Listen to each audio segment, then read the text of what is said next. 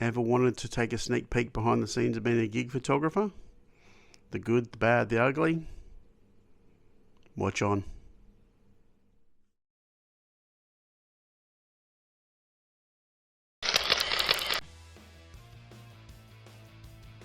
So this year is my 30th year of taking photos at shows.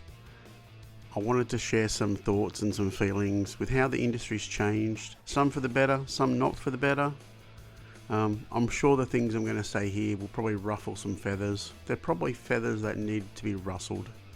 I've got to say these things, whether people want to hear them or not.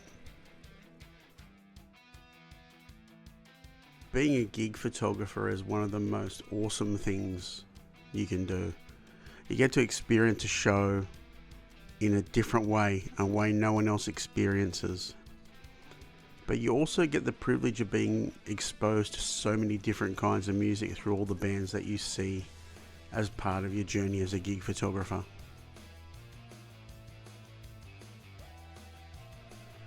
When I started out, there were only print publications and they generally had staff photographers. It was impossible to get approved. Now there's everyone with a camera has a website, a blog, something, it's a lot easier to get approved than what it was 30 years ago.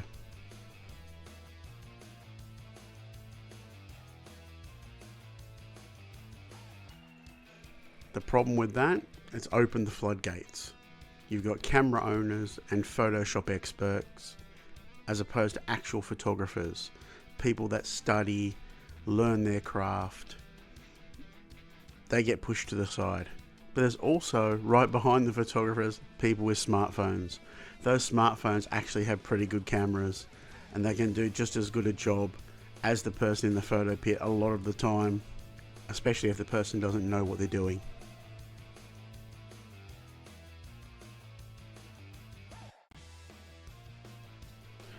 So each time a photographer gets approved, they're actually taking a ticket.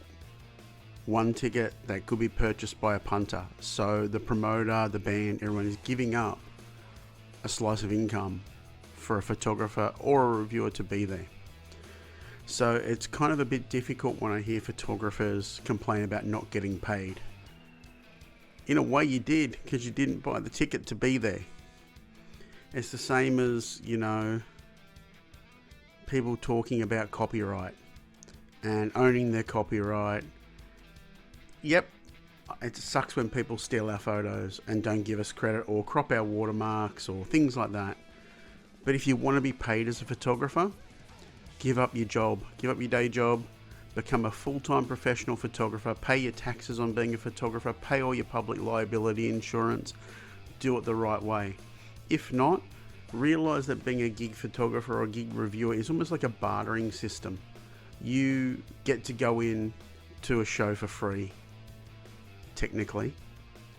You get to give over images to the band that show their likeness and things like that. So in the end, try working with the band, not against them, because without the bands, you're not a gig photographer. You're just a person with a camera.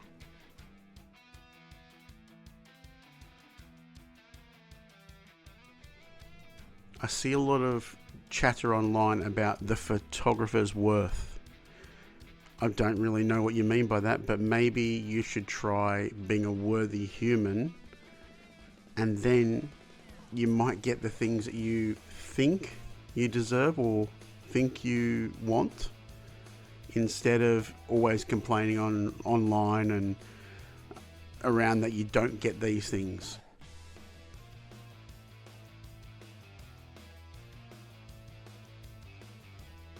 The photo that you put up online, it's only a small part of how you're viewed. Your attitude and your ego display way more than your talents. When you act entitled, when you're not grateful, it just kind of shows in the image, believe it or not. When I see photos, even of myself, if I know I wasn't having a great day, it shows in my photos. I want you to all think about that next time you walk into a photo pit and remember how lucky you are to be there, because your image suffers because of your attitude. You as the photographer, you're actually the least important person in the room. The most important people are the punters, then the band, and you're somewhere down the ladder. But you're the most least important person there. By far, not the most important.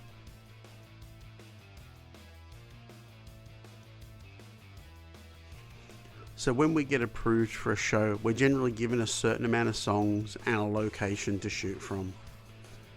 Generally after those 3 songs, you got to cloak your camera, put it away, or sometimes actually leave the venue. Unless you've got written permission, you're not meant to do another thing with your camera all night. Yet at so many shows, I see photographers do that. You're not above the rules, and you're actually going to end up ruining it for everyone else that plays by the rules. And honestly, if you can't get the job done in the time you've been given, maybe this isn't the thing for you to be doing. And also your editors should be pulling you up on that and shouldn't be posting the images, because it just shows they've got no respect for the rules as well. So I want you to think about that. We are given a set of rules, just play by them. You've got 3 songs or however many songs to do it. Get the job done then and move on.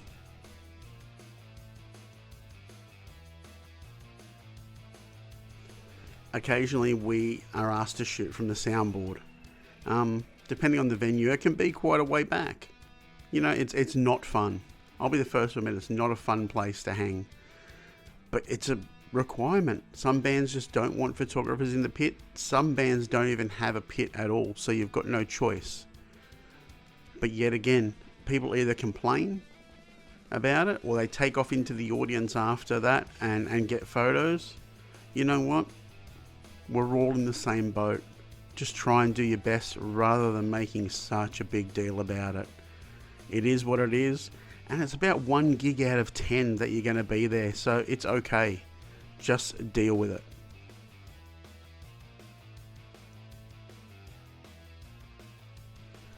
Now, we all like to make sure people know that we took the photo, so we use a watermark. Have a tasteful watermark. I've seen some that take up like 1/3 of the photo. They're massive. They distract from the photo. The first thing people are going to see is your watermark, and they're going to remember that they can't see the photo because of your watermark. Try and be tasteful. Try and limit the size of that watermark, and it'll actually help your images. People will still know it's you, rather than it taking over the entire photo.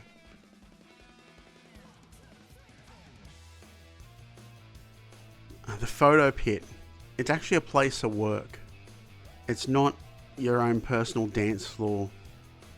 It's not the place where you fanboy and fangirl out. Yeah, you probably love the band you shoot, you sing along a little bit, but you're there to do a job. Okay, so do your job. Don't dance around, don't fanboy and fangirl out over the band, just get the job done.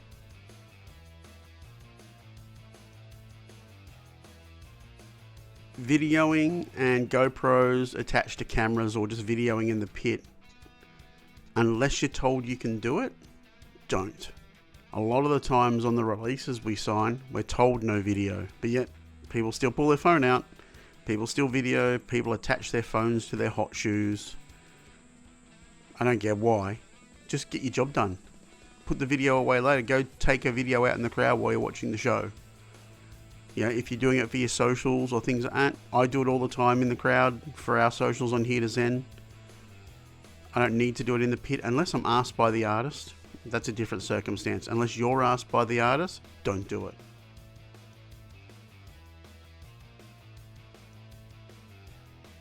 Using your back screen as your predominant way of shooting. Now, I'm short. Venues here like the Fortitude Musical have a really tall stage. Sometimes you have to use your back screen to get a bit of a better angle or a bit of a better shot. Got no problem with it. But when you're only using your back screen to shoot all the time, you've got your arms out and you're actually taking up a lot more space, not just in the pit, but in people's shots. so many times I've gone back to look at a photo and all I can see is the arms and the camera of another photographer who can't use their viewfinder. Generally, most good cameras have the viewfinder. Use it. Use your back screen as a worst case scenario, not as the first thing you go to.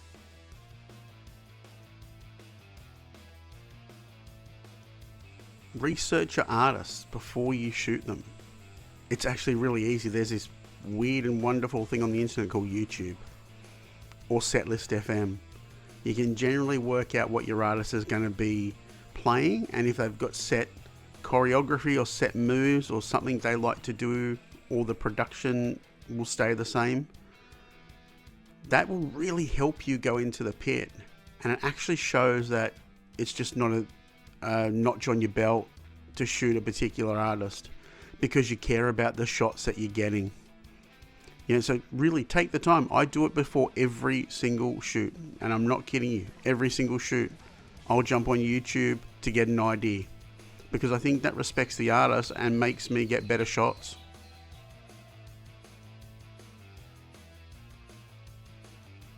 Review your photos before you send them to your editor. I saw a photo of an artist on the weekend, and it looked like he had a chipped tooth. And it might have just been like a little bit of sweat flying or hair in the wrong place or something. But the photo went online and it literally looked like the guy had a chipped tooth.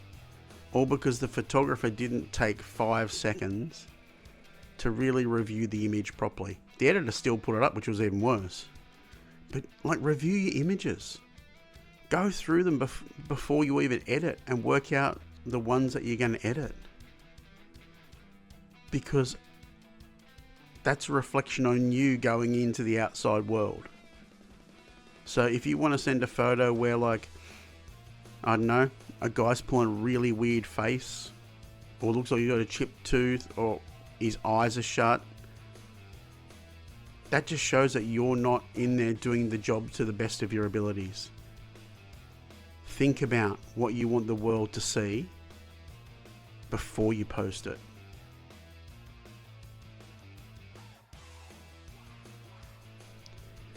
Be happy that you're there. There are so many times where I've gone to a show over the last couple of years especially, and because I've done a lot of work in the industry, I've made great relationships, I may have earned different access than the actual general photographers.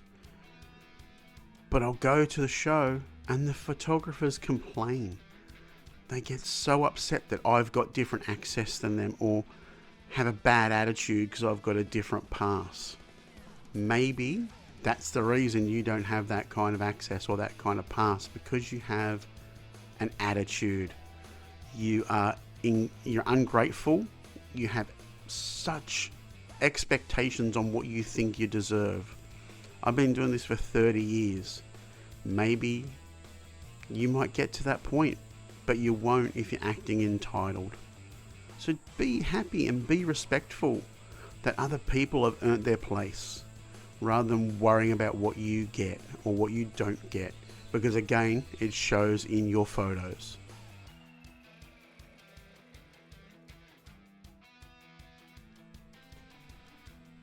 This is more directed to photographers in my area, because a lot of them are part of these weird text, Facebook, WhatsApp groups. And they get in there, they talk smack about other photographers behind their backs. But guys, remember, take a moment to remember that this little clique that you're part of likely talk smack about you behind your back too. Because those people thrive on that attention. But also a lot of people don't like it, and they share what goes on in those groups with the outside world. And it's really super obvious that you do it too. Point in question, my wife and I shot Youngblood on the weekend. The minute we got there, people looked like they'd seen ghosts, number one. And their phones were out and they were texting like they were ordering Uber Eats for their last meal before the electric chair. It was really obvious. It was really great because my wife came back from a 5-year hiatus and back to shooting her first gig. And funnily enough, she was actually doing photography before we met. So she's a really great photographer who has earned her spot in the pit. And it's not because of me, it's because she produces great photos. But people can't seem to get past that because it's that whole entitlement thing. But again, if you're part of these groups, everyone knows what's going on. And remember, they share it or they talk smack about you in person to people when you're not there. Like, it happens all the time. So you know what? If you want to be a part of the groups, great. But you know, it's actually really funny to watch the way you all behave. Because again, it detracts from the photos you're taking. It's really obvious that you're so concerned with who's there that you're not concerned with taking a great photo. And your photos suffer. So, for me, taking a great attitude in, taking a grateful attitude in, taking a thankful attitude in, will always give you the best photos.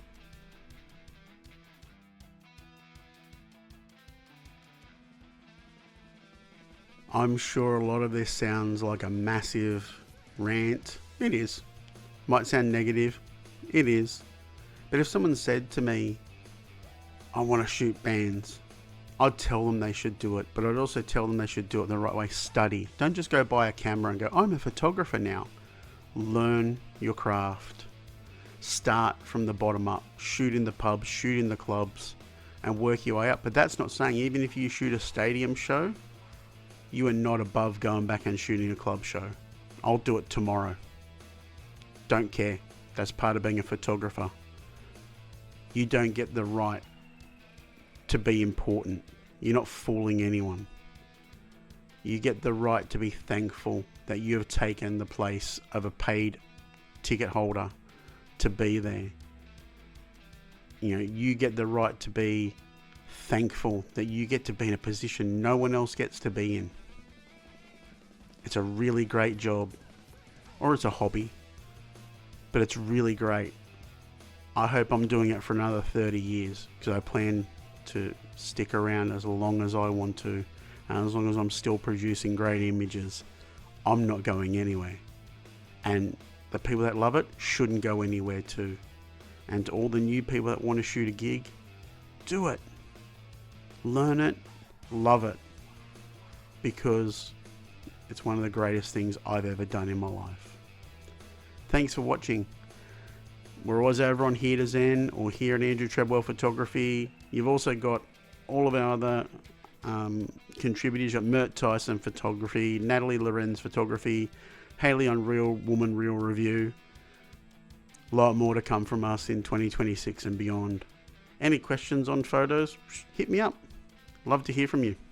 Or see you in the pit. Have a good one.